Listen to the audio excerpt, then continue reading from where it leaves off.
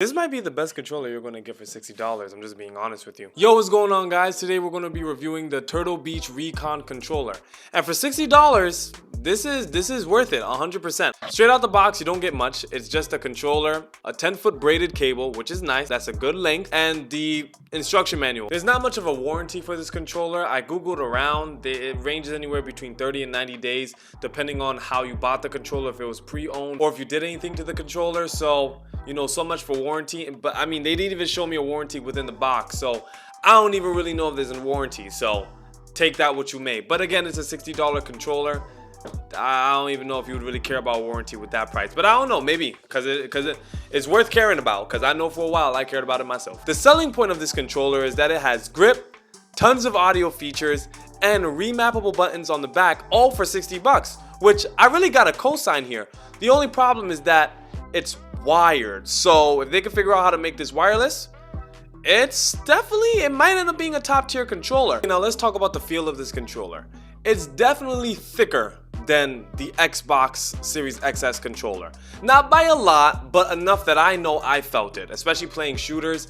It took a little bit of getting used to, but not a long time. Not like 5-7 games. It took one game for me to get used to it, and then it just felt like a slightly bigger Xbox Series XS controller. In fact, it actually really feels like if you kind of fused an Xbox Series X controller with a PlayStation 5 controller. That's the most accurate comparison I can really give it. But, you know, it is an Xbox controller 100% of the way, just a little thicker. The joysticks on the controller are very springy. They spring right back to the middle every single time. They're not like other controllers where they kind of like slide back. No, this snaps right back, which is kind of cool, and I like it a lot. The buttons on the controller are also very similar to the Xbox X controller. The only real differences are that the D-pad on the Recon is not nearly as clicky as the Xbox Series X controller. In fact, the D-pad on the Recon is a little mushy, to be honest with you. Requires a little bit more force to get pressed down, but nothing horrible. Like it's just fine. And the triggers on the Recon are also slightly different. Pretty much the same feel, but the Recon is much louder.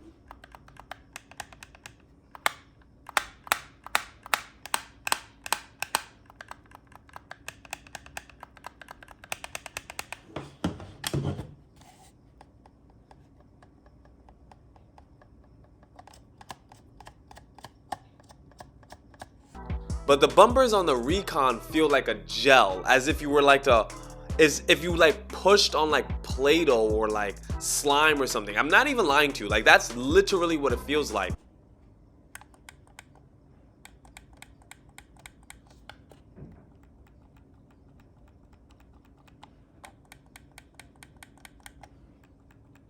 Very nasty bumpers in my opinion. I don't know why they took this route. You know, companies, they try new things all the time, but this wasn't it. So the bumpers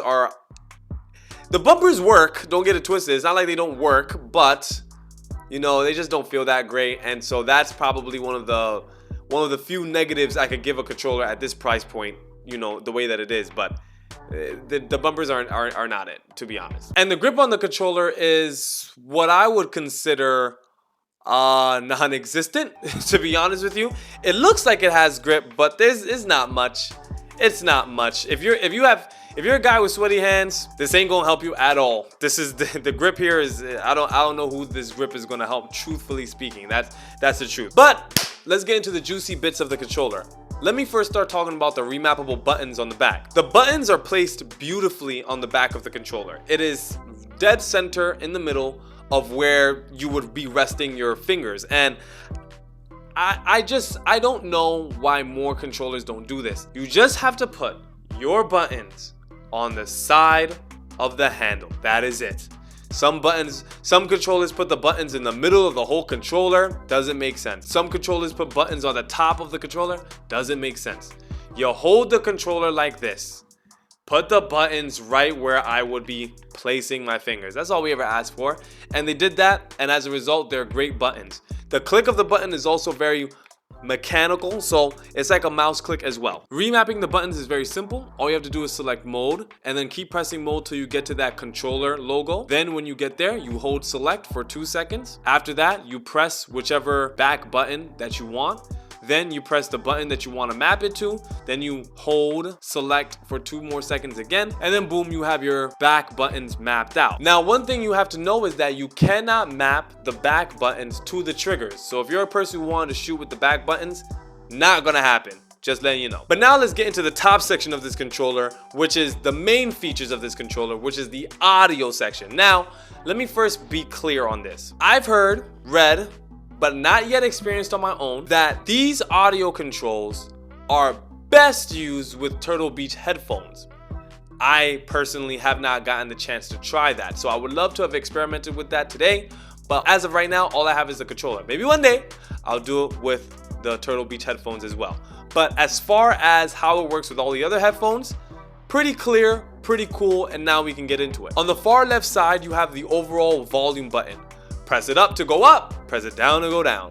And as you do that, the lights will get brighter as the volume goes up and dim to complete off when the volume goes down. Perfect as that. And then on the far right, you have the chat button where the volume of the people speaking to you in your headphones will go up and go down, again with the same lights that show if the volume is louder or lower. On the left side, you got a big button that's meant for superhuman hearing, which literally just allows you to hear sounds like reloading and footsteps and stuff like that. So pretty cool feature. Now, when I tried it out, it was okay. I didn't really feel too much of a difference in terms of the sounds that I was hearing. Don't get me wrong, there was definitely a change, and I even had to lower the volume a little bit and adjust some things. So this controller definitely does affect the audio quality of certain parts of the game. But did it help me do better? Did it help me understand what was going on more in the game? Not really, and that's just my true honest experience. Maybe if you're a more sonically sound person, you might experience the differences, but for me, it was all right. Now we move over to the right side, which is the simplest part of this whole section, which is the mute button. You click it, light turns on, click it, light turns off. That is the mute button. Now at the very top in the middle of this controller, you see 4 diamonds. These diamonds are very crucial to the next steps that I'm about to explain. So on the top left side is the mic monitoring function, which simply allows you to hear yourself in the mic and how loudly or how lowly you want to hear yourself on the mic. So you click mode, and then when that symbol is highlighted, you'll click select. And what select does is that it now turns on the diamond, which will show you which level of each feature you want. So for the mic monitoring, if one diamond is lit up, then you have it at the lowest level of mic monitoring. If the second diamond is lit up, you have it at the second highest level, third highest, fourth loudest. When you click select one more time to turn the function off, and then the diamonds will be blank. Then you have EQ, which isn't really about how loud or how low, but what type of audio you want to hear. So with the EQ, and this stuff does get a little tricky, so they do give it to you here in the instruction manual. With EQ, the first diamond gives you signature sound, second diamond gives you bass boost, third bass and treble boost, and fourth vocal boost. So it's definitely a lot of different features here. I generally play with all those features off, to be honest. Then you move over to where the game controller symbol is, which is where you would save the profiles for all your button mappings, which I think is actually super duper cool. That's actually one of the more favorite parts of this controller for me, because to be able to switch through profiles very quickly, I enjoyed it a lot. I had a couple profiles that I made, and it was so easy to get through them. I enjoyed them a lot. And again, you would save each profile to each diamond. So the first diamond, you would save it, second diamond, save it, and then you would have first profile, second profile, third, and fourth, and that's what it is. And then you could just turn off the select to have no profile. So it's pretty cool. And on the far right, you have what is called the Pro Aim sensitivity, which all it really does is that in the middle of a game, you'll be able to slow down your movement according to whatever situation you need it to happen to in the game. And so I did kind of underestimate it when I first heard about it, but I've tried it a couple times and it's very useful. I could definitely see myself using this feature whenever I'm sniping in games, especially like Battlefield. Might come real in handy, I can assure you that. I like the way that they set it up on the Recon controller.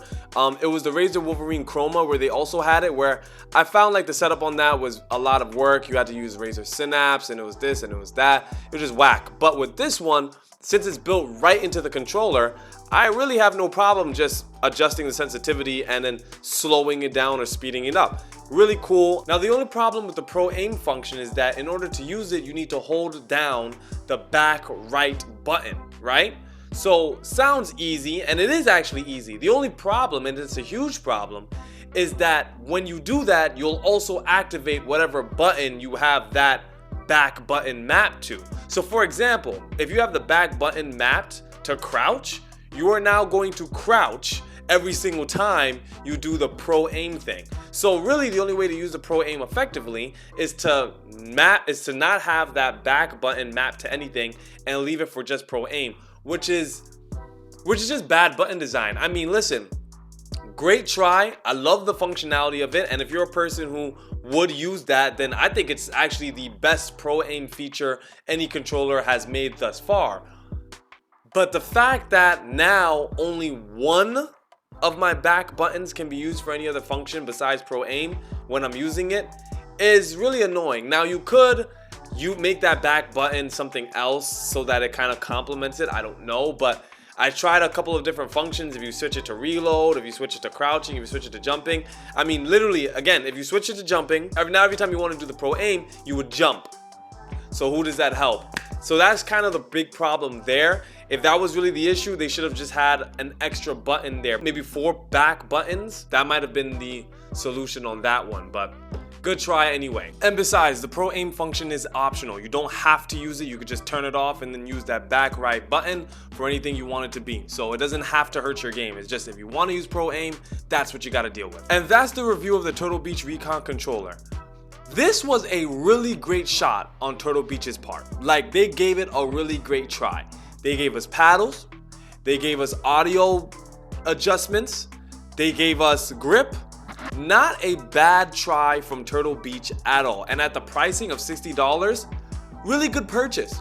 It's wired, so you gotta deal with that. But they did give you a 10-foot cable, so can't be mad. Only thing that they didn't give us was adjustable trigger stops or something like that. So this is not a bad controller at all for the price point. This is 60 bucks. If they priced it higher, I'd have a problem with this. But for 60 bucks, hey, it's a really good controller to start off with. And I can't stress this enough, because all the features are built right into the controller, it makes the experience so much more easy, so much more seamless. You don't need some extra software. You don't need to download anything. You don't need any external adjustment. Like, bro, it's right there in the controller. It's really good. Turtle Beach really did their thing here, so I gotta give this controller a high rating. Price point is good. Features are good. Few things that they could have done better. I would definitely like an adjustment with the bumpers, that the way that it feels.